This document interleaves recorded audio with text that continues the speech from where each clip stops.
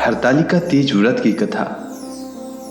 श्री सूत जी कहते हैं, मंदार की माला से जिन पार्वती जी का केश पास अलंकृत है और मुंडों की माला से जिन शिव जी का जटा अलंकृत है, जो पार्वती जी दिव्य वस्त्र धारण की हैं और जो शिव जी दिगंबर हैं, ऐसी श्री पार्वती जी और श्री शिव जी को प्रणाम करता हूं। रमणीक कैलाश पर्वत के शिखर पर बैठी हुई श्री पार्वती जी कहती हैं, हे महेश्वर, हमें कोई गुप्त व्रत या पूजन बताइए जो सब धर्मों से सरल हो, जिसमें परिश्रम भी कम करना पड़े लेकिन फल अधिक मिले।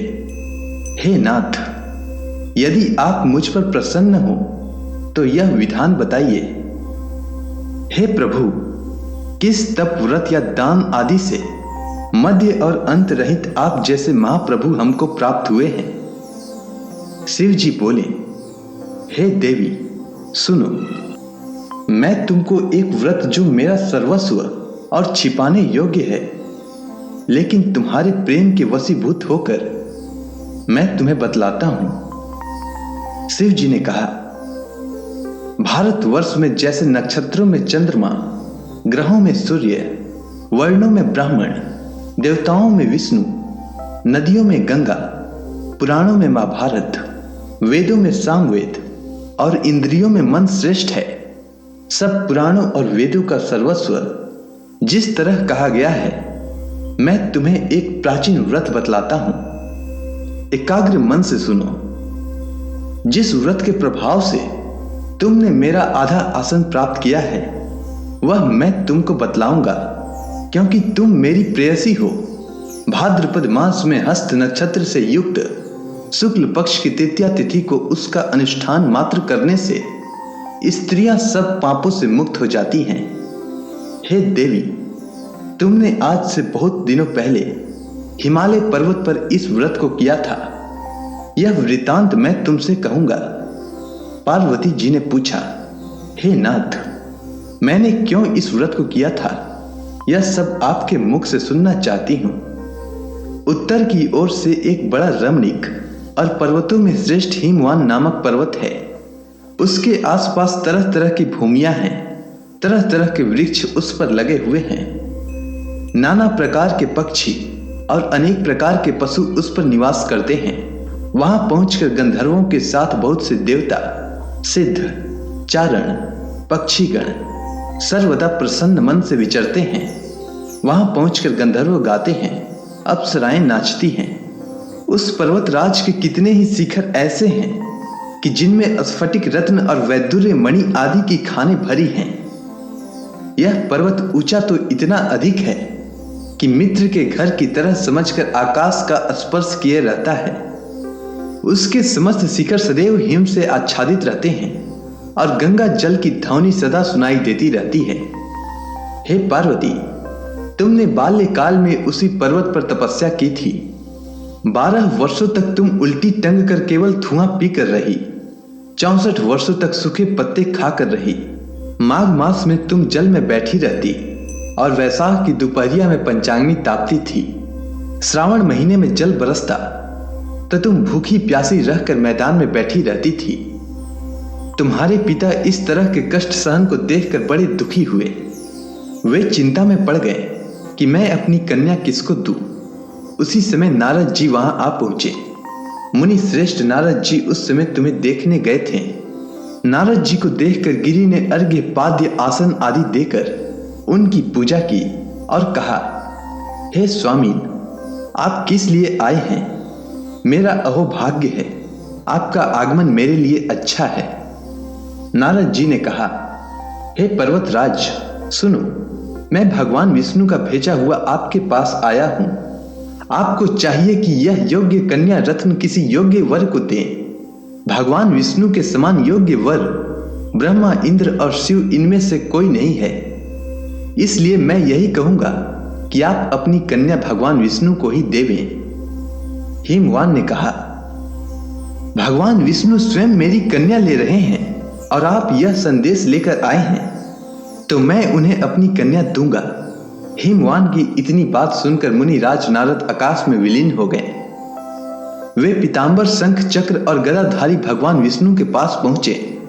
वहां हाथ जोड़कर नारद जी ने भगवान विष्णु से कहा, हे देव, सुनिए, मैंने आपका विवाह पक्का करा दिया।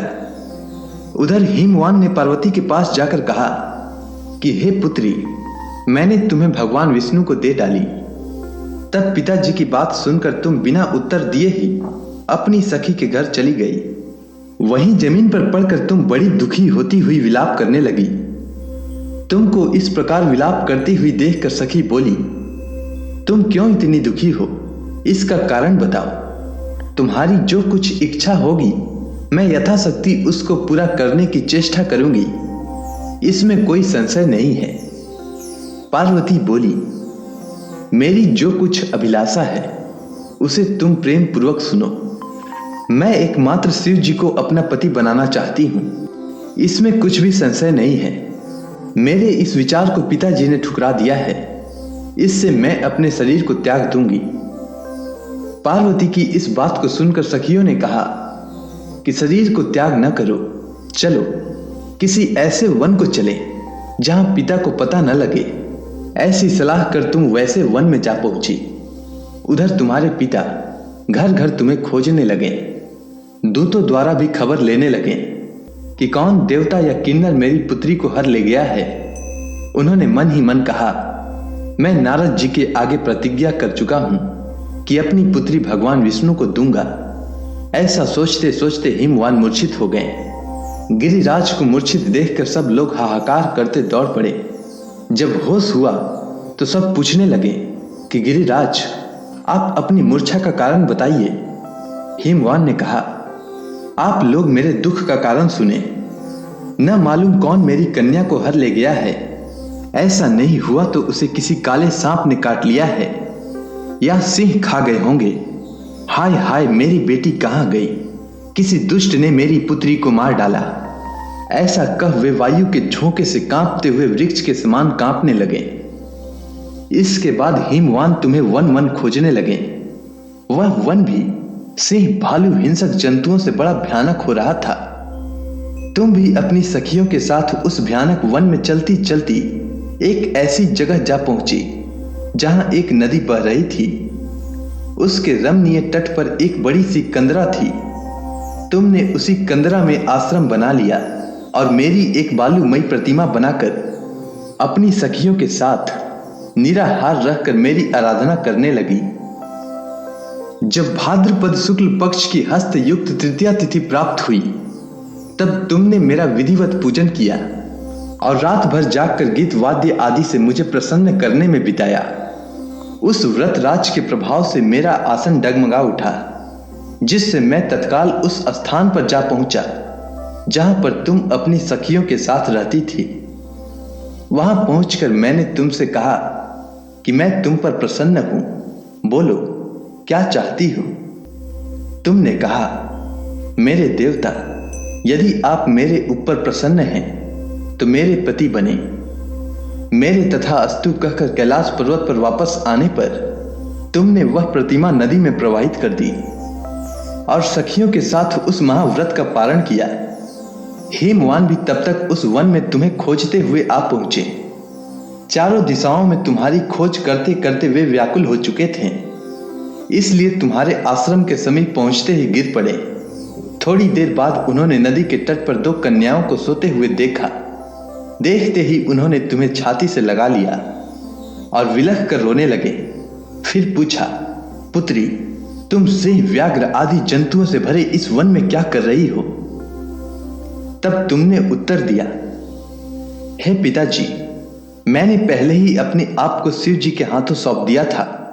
आपने मेरी बात टाल दी, इससे मैं यहां चली आई। हिमवान ने संतावना दी कि हे पुत्री, मैं तुम्हारी इच्छा के विरुद्ध कुछ न करूंगा। वे तुम्हें अपने साथ घर ले आए और मेरे साथ तुम्हारा विवाह कर दिए। इससे तुमने मेरा अर्धासन पाया है। तब से आज तक किसी के सामने मुझे यह व्रत प्रकट करने का अवसर नहीं प्राप्त हुआ। हे देवी, मैं यह बताता हूं कि इस व्रत का हरतालिका नाम क्यों पड़ा। तुमको सखियां हर ले गई थी, इससे हरतालिका नाम पड़ा। पार्वती जी ने कहा, हे प्रभु, आपने नाम तो बताया, अब इसकी विधि भी बताइए। इसका क्या पुण्य है, क्या फल है, यह व्रत कौन करे? श्री शिव जी पार्वती जी से कहते हैं, हे देवी, मैंने समस्त स्त्री जाति की भलाई के लिए यह उत्तम व्रत बतलाया है। जो स्त्री अपने सौभाग्य की रक्षा करना चाहती हो, वह यत्न पूर्वक इस व्रत को करे। केले के खंभे आदि से सुशोभित एक सुंदर मंडप बनावे, उसमें रंग बिरंग के रेशमी कपड़ों से चंदवा लगाकर चंदन आदि सुगंधित द्रव्यों से वह मंडप लिपवावे। फिर शंख, भेरी, मृदंग आदि बाजे बजाते हुए बहुत से लोग एकत्रित होकर तरह तरह के मंगलाचार करते हुए उस मंडप में पार्वती और शिव जी की प्रतिमा स्थापित करें। उस रोज दिन भर उपवास कर बहुत से सुगंधित फूल, सुगंध और मनोहर धूप, नाना प्रकार के नैवेद्य आदि एकत्र करके मेरी पूजा करें और रात भर जागरण करें। ऊपर जो जो वस्तुएं गिनाई गई है, उनके अतिरिक्त नारियल, सुपारी, जंबीरी, नींबू, लौंग, अनार और नारंगी आदि जो जो फल प्राप्त हो सके उन्हें इकट्ठा कर ले। उस ऋतु में जो फल तथा फूल मिल सके विशेष रूप से रखें। इसके बाद धूप दीप आदि से पूजन कर प्रार्थना करें, हे शिवे शिव रूपिणी, हे मंगले, सब अर्थों को देने वाली हे देवी, हे शिव रूपे, आपको सदा के लिए नमस्कार है। हे ब्रह्म रूपिणी, आपको नमस्कार है। हे जगदात्री, आपको नमस्कार है। हे सिंह वाहिनी, संसार के भय से भयभीत मुझ दीन की रक्षा करें। इस कामना की पूर्ति के लिए मैंने आपकी पूजा की है। हे पार्वती, मुझे राज्य और सौभाग्य दें, मुझ पर प्रसन्न होवें। इन्हीं मंत्रों से पार्वती और शिव जी की पूजा करें। तदंतर विधि पूर्वक कथा सुने और ब्राह्मण को वस्त्र, गौ, स्वर्ण आदि देवें। इस तरह एक चित होकर स्त्री पुरुष दोनों एक साथ पूजन करें। फिर वस्त्र आदि जो कुछ हो उसका संकल्प करें। हे देवी, जो स्त्री इस प्रकार पूजन करती हैं वह सब पापों से छूट जाती हैं और उसे 7 जन्म तक सुख और सौभाग्य प्राप्त होता है। जो स्त्री तृतीया तिथि का व्रत न कर अन्न भक्षण करती है तो वह 7 जन्म तक बंध्या रहती है और उसको बार बार विधवा होना पड़ता है। वह सदा दरिद्र, पुत्र शोक से शोकाकुल, स्वभाव की झगड़ालू, सदा दुख भोगने वाली होती है और उपवास न करने वाली स्त्री अंत में घोर नरक में जाती है। मांसाहार करने से बाघिन, दही खाने से बिल्ली, मिठाई खाने से चींटी और कुछ खाने से मक्खी होती है। तीज को अन्न खाने से सुकरी, फल खाने से बंदरिया, पानी पीने से जोंक, दूध पीने से सांपिन, उस रोज सोने से अजगरी और पति को धोखा देने से मुर्गी होती है। इसलिए सभी स्त्रियां व्रत अवश्य करें। दूसरे दिन स्वर्ण, चांदी, तांबा अथवा बांस के पात्र में अन्न भरकर ब्राह्मण को दान दे और पारण करें। जो स्त्री इस प्रकार व्रत करती हैं वह मेरे समान पति पाती हैं और जब वह मरने लगती हैं तो तुम्हारे समान उसका रूप हो जाता है। उसे सब प्रकार के सांसारिक भोग और सायुज्य मुक्ति मिल जाती है। इस हरतालिका की व्रत कथा मात्र सुन लेने से प्राणी को 1000 अश्वमेध और सैकड़ों वाजपेय यज्ञ करने का फल प्राप्त होता है। हे देवी, मैंने यह सब व्रतों में उत्तम व्रत बतलाया है जिसके करने से प्राणी सब पापों से छूट जाता है। इसमें कुछ भी संशय नहीं है। इसी के साथ हरतालिका तीज व्रत कथा समाप्त होती है। अगर आपको हरतालिका तीज व्रत की कथा अच्छी लगी हो तो कमेंट सेक्शन में ओम नमः शिवाय लिखना न भूलें। धन्यवाद।